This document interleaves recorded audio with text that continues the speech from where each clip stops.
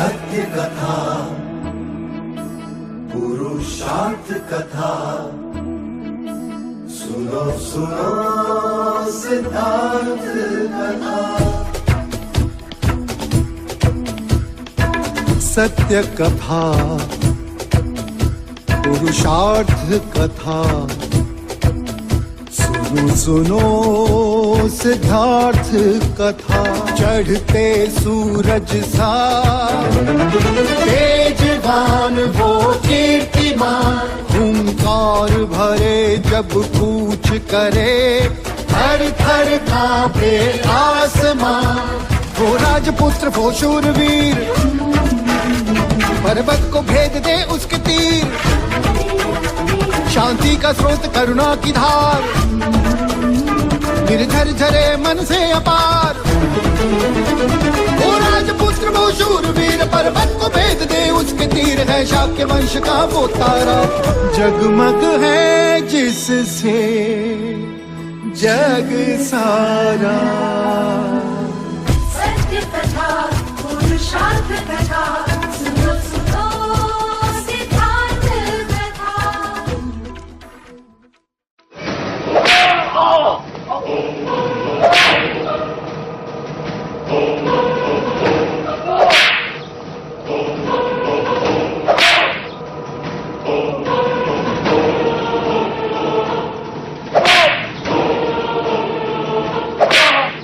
और कितने लोग हैं तेरे साथ? बता, हमारे कौन से भेद जानने आए थे तुम लोग? क्यों भेजा है कौशल राज ने तुम्हें? बता। युवराज पर आक्रमण क्यों किया तुमने? बताओ। और इतने दिन तू यहाँ पे क्या कर रहा था? बता, कौन सी चाल चल रहा है कौशल राज हमारे विरुद्ध? बताओ। मैंने कोई भेद नहीं चुराए। मारो इसे। अंतिम बार पूछ रहा हूं, बता। मेरे साथ और कोई नहीं है। मैं कौशल राज का गुप्तचर नहीं हूँ। मैंने कोई भेद नहीं चुराए। तो युवराज के प्राण तुम क्यों लेना चाहते थे? क्योंकि वो मेरी प्रेमिका के साथ है।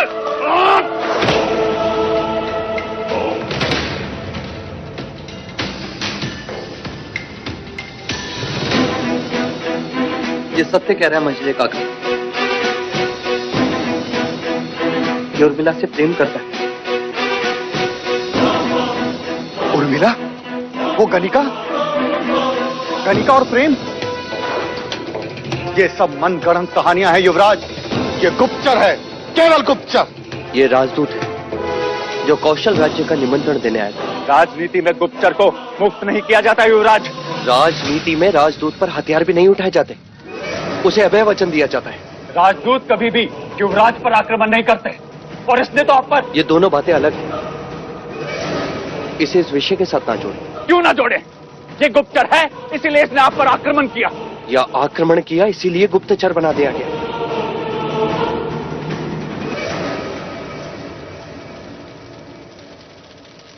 मुक्त कर दो इसे। आप इसे मुक्त नहीं कर सकते, ये आपके अधिकार क्षेत्र के बाहर है। ये राज्य की सुरक्षा का विषय है, इसे केवल महाराज की अनुमति पर छोड़ा जा सकता है। तो फिर आप भी इसे इस तरह से पीड़ित नहीं कर सकते, क्योंकि ये भी आपके अधिकार क्षेत्र से बाहर था। आप भी महाराज की प्रतीक्षा करें।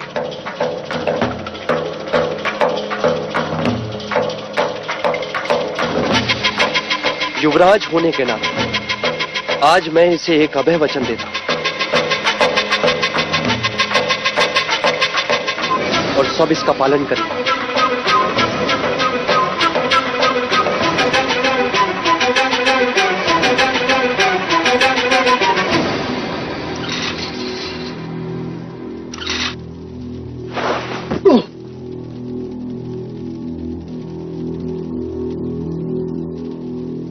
अब मैं बलदेव से एकांत में बात करना चाहता हूं।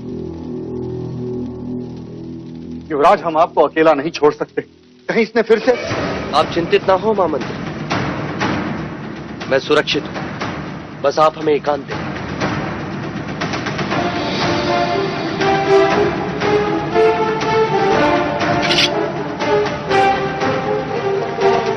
सिद्धार्थ अपनी मर्यादा और बड़ों का आदर भूल रहा है।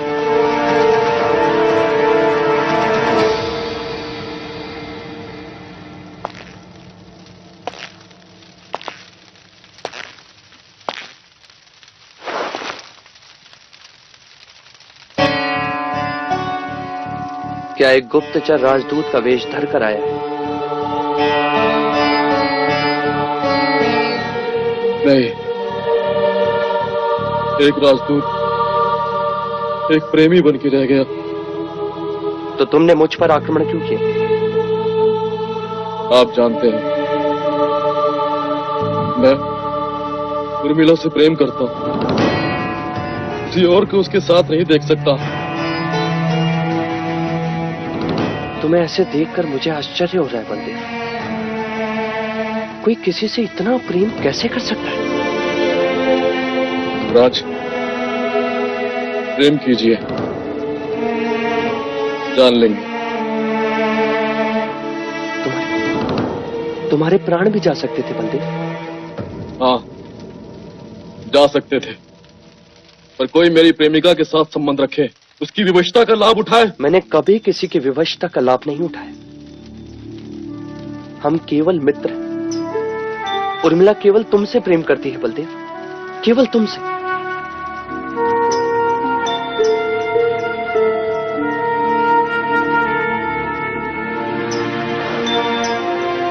क्या तुम उर्मिला से विवाह करोगे? क्या तुम उसे अपनी पत्नी का स्थान दोगे?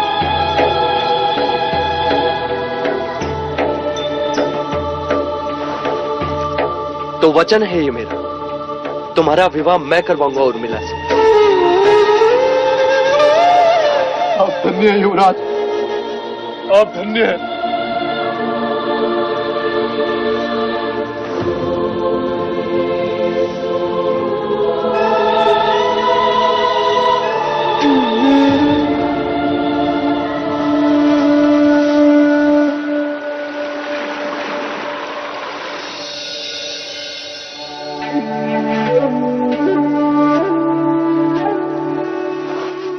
युवराज, किस सोच में है?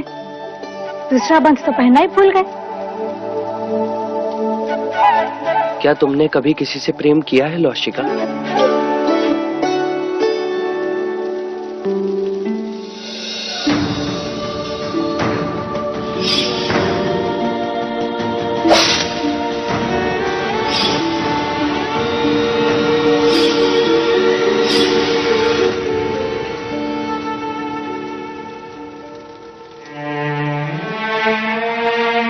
तुमने कुछ कहा नहीं, यानी तुम्हें भी मेरी तरह प्रेम की अनुभूति नहीं हुई। अच्छा, एक प्रश्न का उत्तर दो। हंसी क्यों? चकित थी। आज आपने कोई भी प्रश्न नहीं पूछा। क्या प्रेम करने वालों का विवाह करवाना योग्य कर्म है? हाँ युवराज, ये बहुत पुण्य का काम है। बहुत कम लोग होते हैं जिन्हें प्रेम करने वाले मिलते हैं। तो प्रार्थना करना कि मैं दो प्रेम करने वालों का विवाह करा सकूं और मुझे भी प्रेम की अनुभूति हो।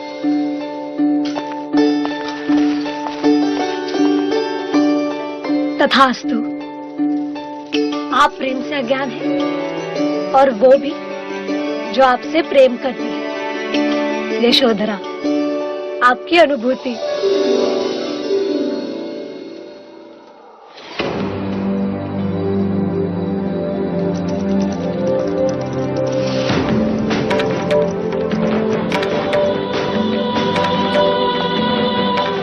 युवराज, बलदेव ठीक तो है ना? उसे दंड तो नहीं दे दिया? क्या उसे छोड़ देंगे? क्या उसने मेरे बारे में कुछ पूछा? मुझे बोलने का अवसर तो दो। वो बिल्कुल ठीक है। मैं स्वयं उससे मिलकर आया। क्या कहा उसने? क्या हमारे प्रेम की कसौटी पर खरा उतरा वो? अब एक प्रश्न का उत्तर दो मुझे। बलदेव तुमसे विवाह करना चाहता है। क्या तुम बलदेव पर विश्वास करके कौशल जाने को तैयार हो?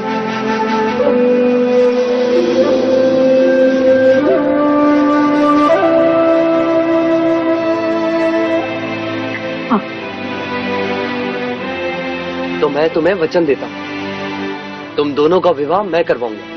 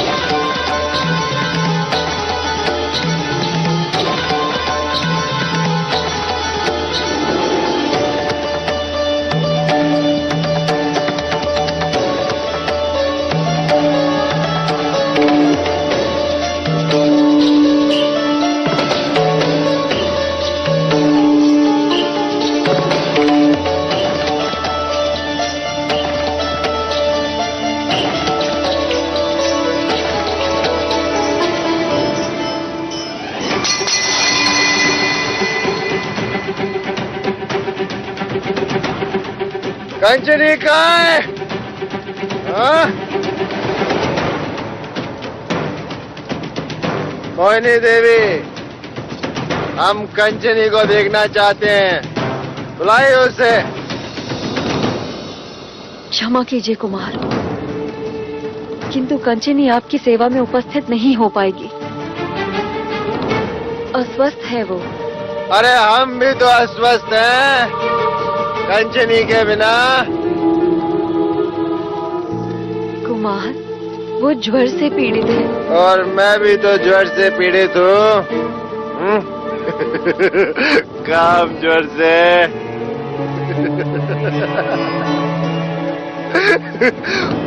वो किस ज्वर से पीड़ित है? लालच के ज्वर से? बोलो।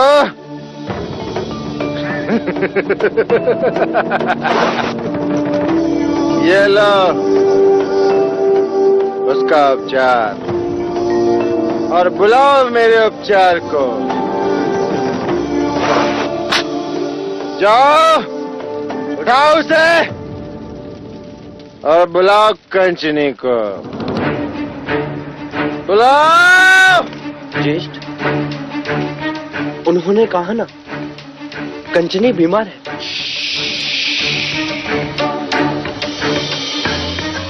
ये रंग भवन है, कोई गुरुकुल या राज दरबार नहीं है।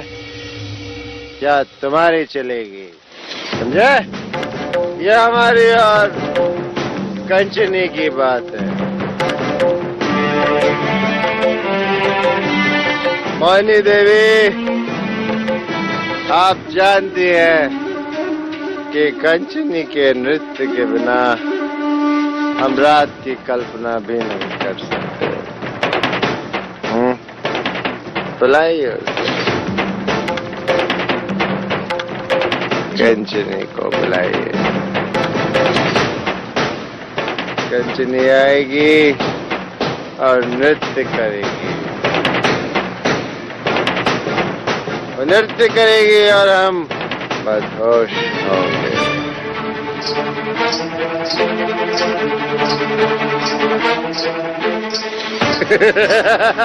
कंचनी, कंचनी, आओ।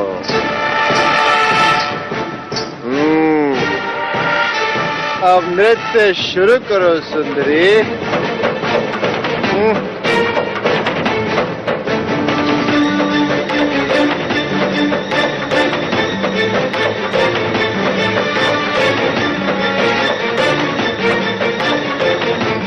बजाओ, बजाओ।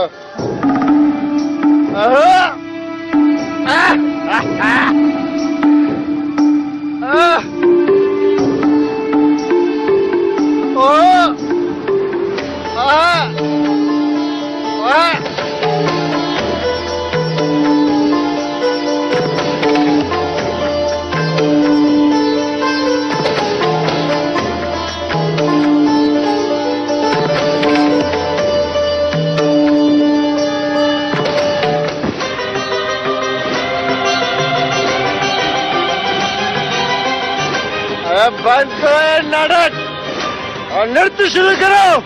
बस करो ज्येष्ठ, हम सब तुम्हारे कारण अपमानित हो रहे। तो मैं लौट जाइए। ये जगह अपमान से परे। तुम देख रहे हो, ये स्वस्थ है। ये अरे ये एक गणिका है। हमारी कामाग्नि को शांत करना इसका कर्तव्य है। ये हमारी तरह मनुष्य भी है। ये सिर्फ एक गणिका है, एक उपभोग की वस्तु। इसके अतिरिक्त कुछ नहीं है। क्षमा करना चाहिए, आपको केवल स्त्री शरीर की आवश्यकता है और कुछ नहीं। और भी है यहाँ पर, किसी के भी साथ अपना दिल बहला लीजिए। अच्छा, ठीक है, जैसी युवराज की आज्ञा।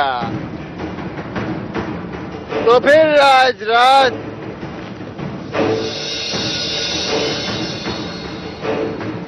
हम अपनी कामाग्नि उर्मिला के साथ बुझाएंगे। चलो उर्मिला, आज देवदत्त के साथ रात बिताओ। बलदेव तुमसे विवाह करना चाहता हूँ। क्या तुम बलदेव पर विश्वास करके कौशल जाने को तैयार है? हाँ। तो मैं तुम्हें वचन देता हूँ, तुम दोनों का विवाह मैं करवाऊंगा।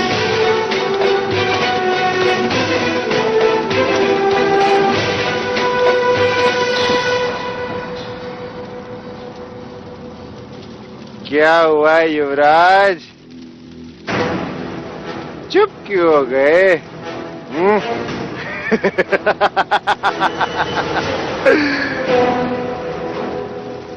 नहीं रह सकोगे ना उर्मिला की वीणा के बिना? कहना आसान होता है युवराज, और करना कठिन। जिस तरह तुम उर्मिला के वीणा के बिना तड़पते हो ना, उसी तरह हम भी अपनी कंचनी के बगैर तड़पते हैं। समझे? कंचनी, आओ कंचनी।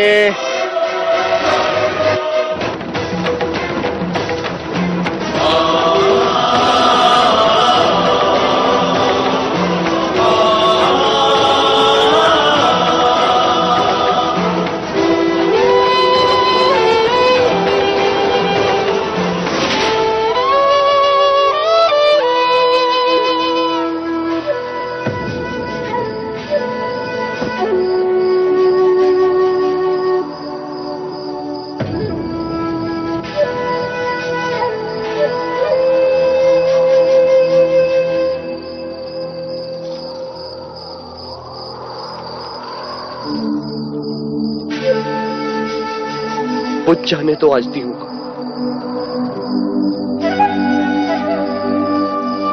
आज मुझे अंधेरे में ही रहने दो।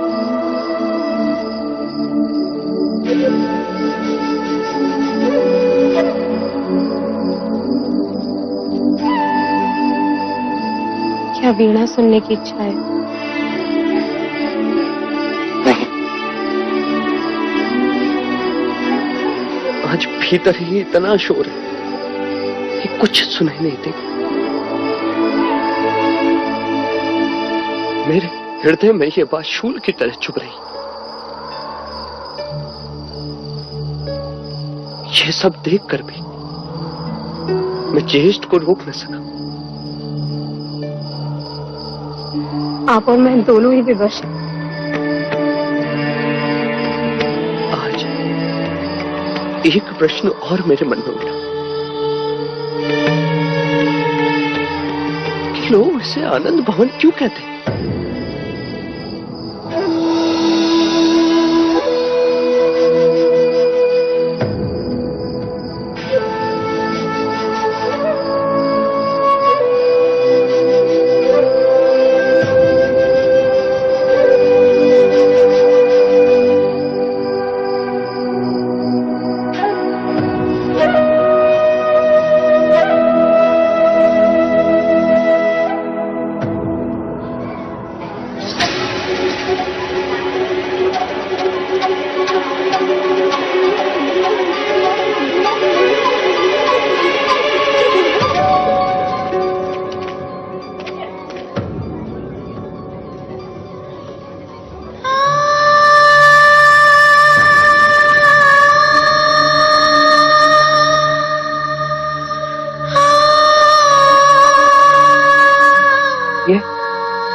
ये सब क्या है? कंचनी की ये हालत? कुमार देवदत्त के लिए कंचनी केवल एक वस्तु है जो उन्होंने गिरा दी। टूट गई। कंचनी ने विरोध क्यों नहीं किया? गणिकाएं विरोध नहीं कर सकती युवराज। यदि हमने विरोध किया तो ये तो अमानवीय है। कोई ऐसा व्यवहार पशु के साथ भी नहीं करता। मैंने बहुत विनती की पर वो नहीं रुके।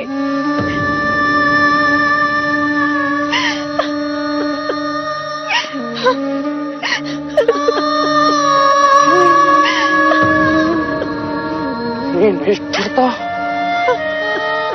इतना अपमान।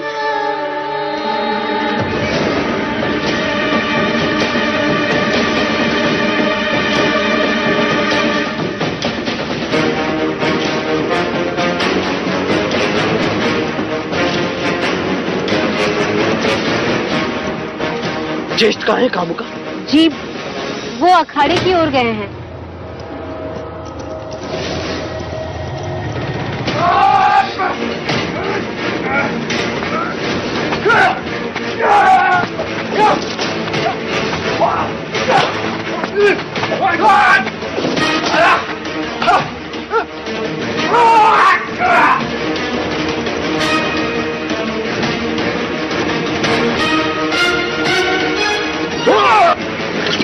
सुधा, वो भी एक स्त्री के साथ। जवाब दो, तुमने एक स्त्री के साथ पशुओं से व्यवहार क्यों किया? जवाब दो। वो एक गणिका है केवल, जिसने मेरी इच्छा का अनादर किया। वो बीमार थी तो उर्मिला को भेज देता। गणिकाओं से स्नेह नहीं करते। हर मनुष्य को एक दूसरे के साथ स्नेह करना चाहिए, गिरा नहीं। तुम तो मनुष्य कहलाने के भी योग्य नहीं हो।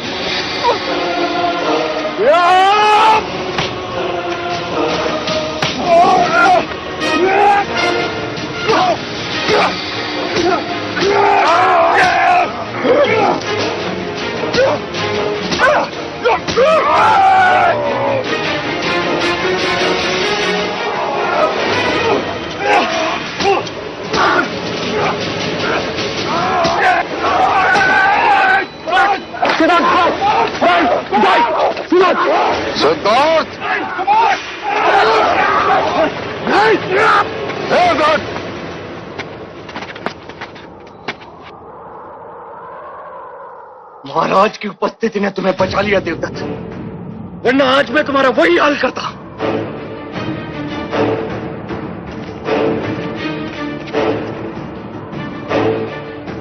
क्षमा महाराज, आज्ञा।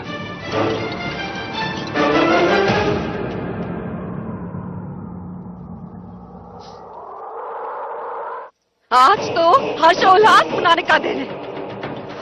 सेहानु के वंशज ने अपने ज्येष्ठा पर हाथ जो उठाया है। परीक्षा देते समय क्या कह रहे थे युवराज? हाँ, मैं अपने ज्येष्ठा पर कभी हाथ नहीं उठाऊंगा कहकर सबके सामने अपने आप को महान प्रमाणित कर रहे थे। और आज लज्जा नहीं आई अपने विवेक को भूलते हुए?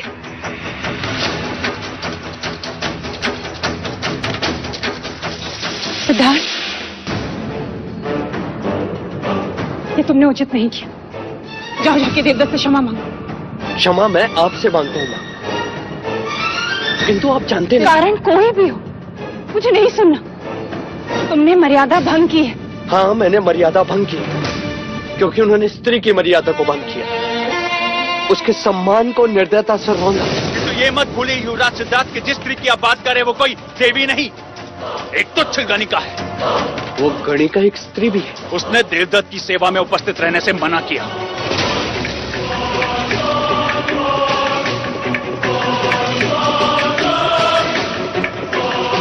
दिन के उजाले में स्त्री आदि शक्ति का स्वरूप, और रात्रि होती पौरुष शक्ति का प्रयोग।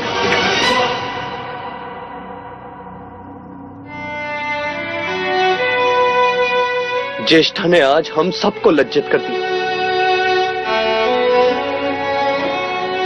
और विवेक मैं नहीं भूला।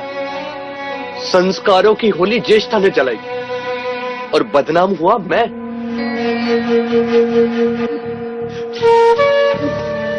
पिताजी, आज तक मैंने आपसे कुछ नहीं मांगा, किंतु आज मैं आपसे आदेश पत्र की याचना कर सकता हूं। कहो पुत्र। अब ये आदेश दें कि आज के बाद कोई भी स्त्री, चाहे वो गणिका ही क्यों न, किसी भी पुरुष के साथ संबंध बनाने से इनकार कर सकती है।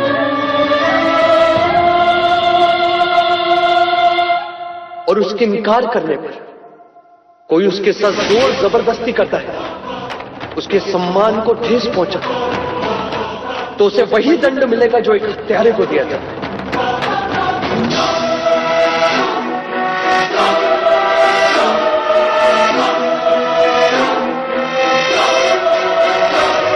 महाराज, सिद्धार्थ की बात योग्य है। ये स्त्री की भलाई की बात कर रहा है।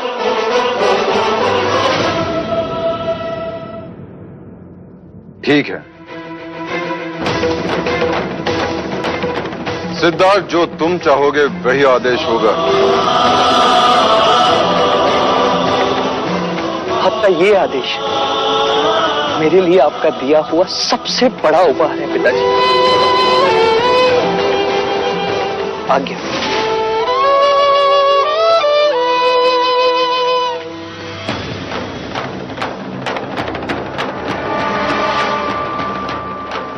परंतु भाई महाराज। अनुज, मुझे खेद है कि सिद्धार्थ ने देवदत्त पर हाथ उठाया, परंतु इस बात से मैं प्रसन्न हूं कि आनंद भवन जाने के पश्चात उसमें आक्रामकता आई है। अखाड़े में वो ऐसे लड़ रहा था जैसे वीर क्षत्रिय लड़ रहा। उसकी आंखों में ऐसी चमक थी जिसे देखने के लिए मैं सदैव आतुर था।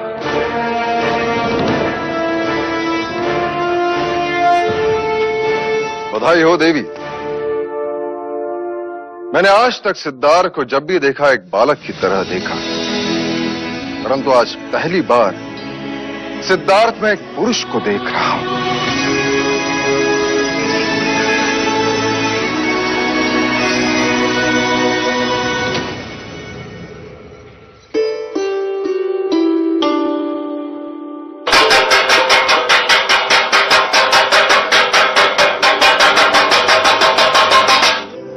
क्या हुआ? अरे क्या पूछ रही हो, क्या हुआ? यूं कहो युग बदलने का संकेत है। मैं कुछ समझी नहीं।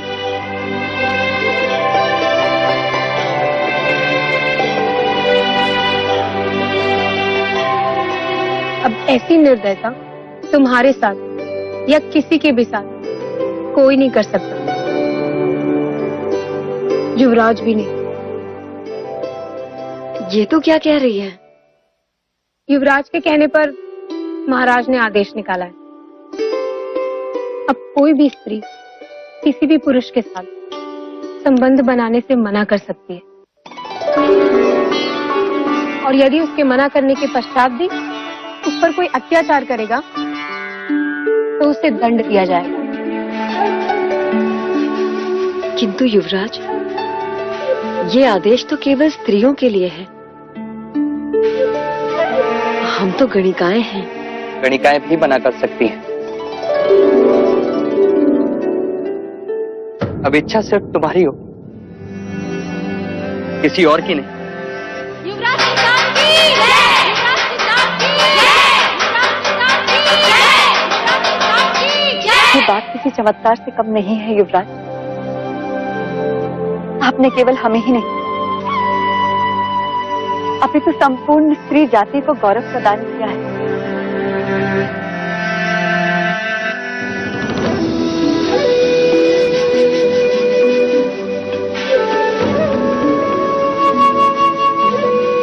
युवराज, आज मंगल घड़ी, आप यहीं रुक जाइए। नहीं, मंगल घड़ी तो भी आने वाली। अब कौन सी मंगल घड़ी आने वाली है? मैं नहीं समझी। गांधर्व विवाह की तैयारियां कीजिए।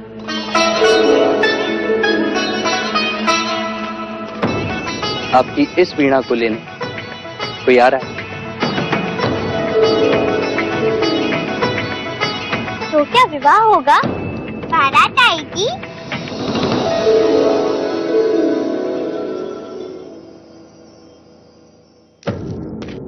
तुमने मुझे प्रेम से परिचित करवाया,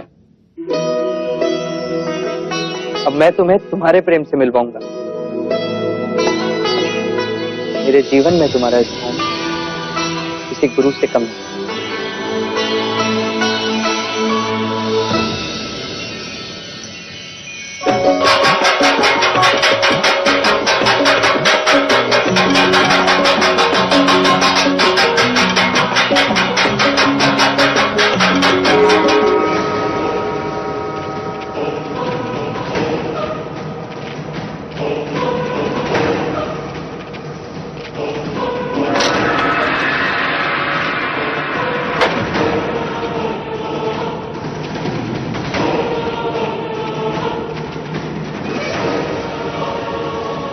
बलदेव, कौशल का राजदूत, ये यहाँ क्यों अनुज? राजदूत नहीं, गुप्तचर है ये। महाराज, मैं कोई गुप्तचर नहीं हूं, यह आरोप झूठा है। इसने युवराज सिद्धार्थ पर आक्रमण किया था। तो ये अब तक जीवित कैसे है? ऐसे ही, बस ऐसे ही एक ही बार में इसका सर धड़ से अलग करना चाहता था, परंतु युवराज सिद्धार्थ ने राजनीति का पाठ पढ़ाकर मुझे रोक दिया। कहने लगे कि आपकी आज्ञा के बिना मैं इसे मार नहीं सकता। उन्होंने इसे अभय वचन दिया। सिद्धार्थ? जी भाई महाराज। महाराज, युवराज सिद्धार्थ पधार रहे हैं।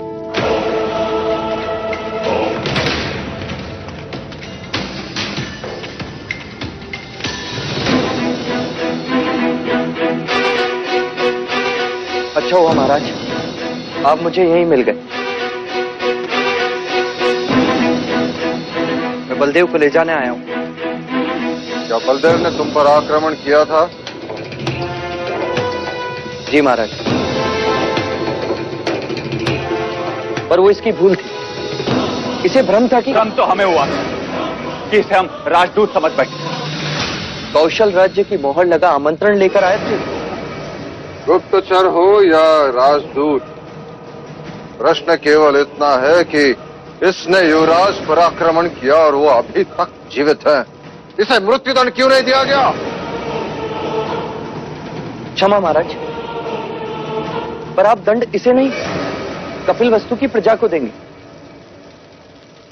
अर्थात एक देश के राजदूत की दूसरे देश में मृत्यु हो जाए तो युद्ध की संभावनाएं बढ़ जाती हैं, और फिर चाहे युद्ध सत्य के लिए हो या असत्य के लिए, होती हानि ही है महाराज।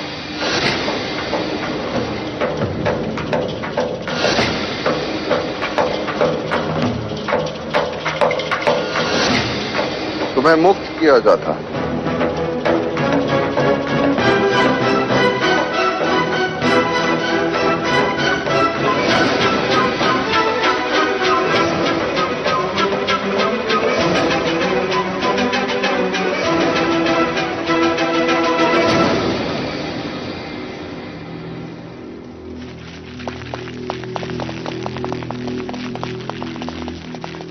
क्षमा कीजिएगा महाराज, ये कैसा पुत्र प्रेम है जो आपने युवराज के कहने पर कौशल राज्य के गुप्तचर को मुक्त कर दिया? न जाने कल इसका क्या परिणाम हो। अनुज, इस समय सिद्धार्थ जो चाहे उसे सहयोग करो। जैसे ही बलदेव कपिलवस्तु की सीमा के पार होगा, उसे मृत्युदंड दे दो। युवराज पर आक्रमण करने वाला जीवित नहीं रहना चाहिए। जी महाराज।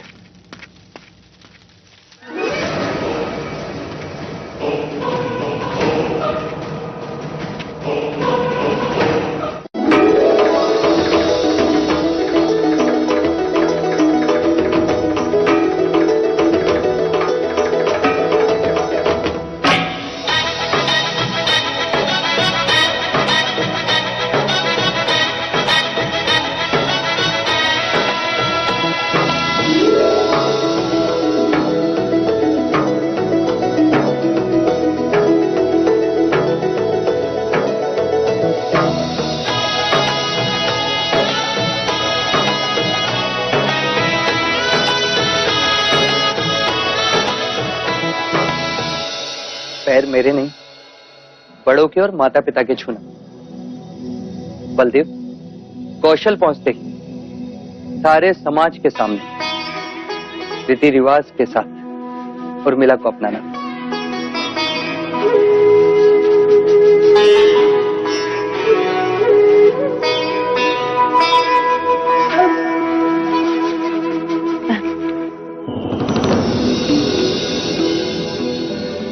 सुखी रहो। अब मुड़ के यहाँ दोबारा कभी मत देखना। अपनी सारी स्मृतियां गंगा जी में बहा दे।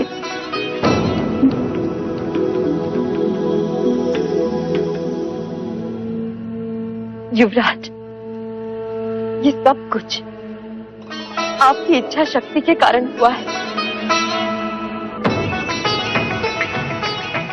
यहाँ मंडप रोज सजते हैं, सुहाग रात रोज मनाई जाती है, किंतु विवाह आज पहली बार हुआ है।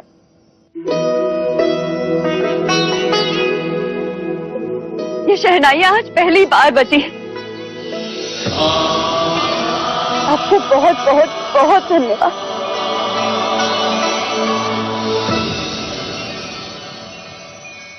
अब चलो युवराज, संध्या से पहले हमें सीमा पार करना है।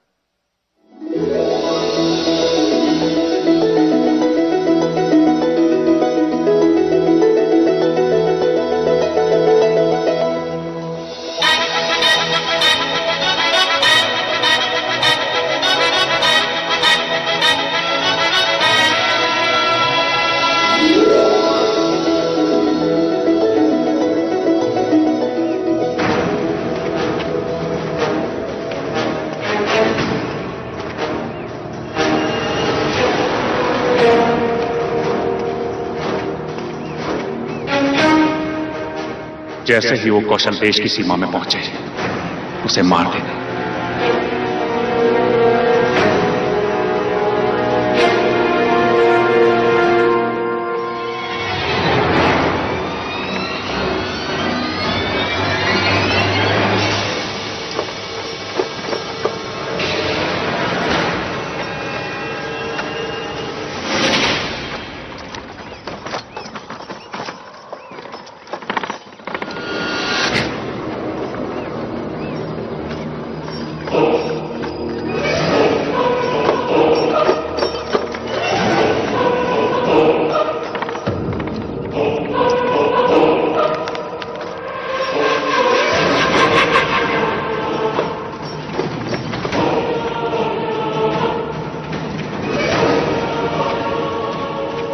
बलदेव, यहां कपिल वस्तु की सीमा समाप्त होती है और कौशल देश की सीमा में तुम सुरक्षित होगे। चन्ना, इन्हें आगे तक छोड़ दो।